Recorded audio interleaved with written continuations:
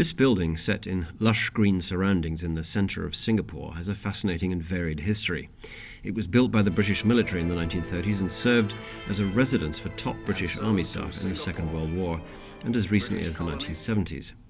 Later it became the official residence for a former president of Singapore. But now a new chapter is being written in the history of this building as Singapore builds itself up as one of the world's largest wealth management centres.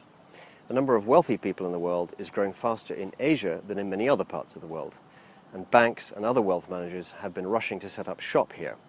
And that's where this building plays a key role. Since 2007, we've used this facility as a talent development centre for our wealth management and other financial disciplines.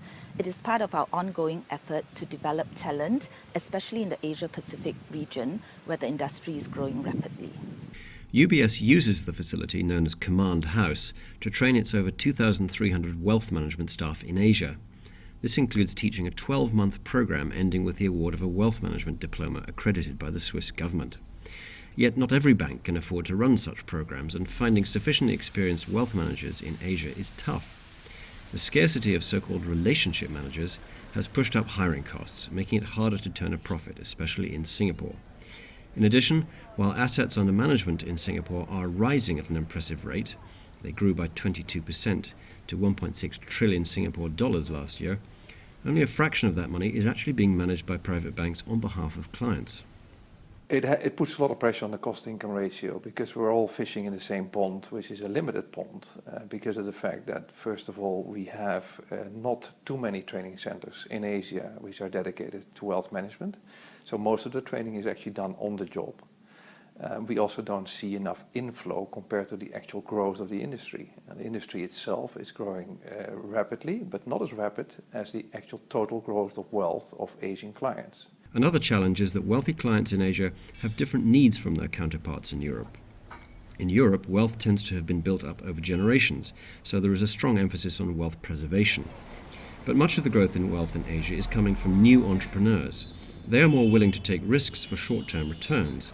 That means wealth managers have to come up with creative solutions and products for them, adding further to costs. So, how do you make money?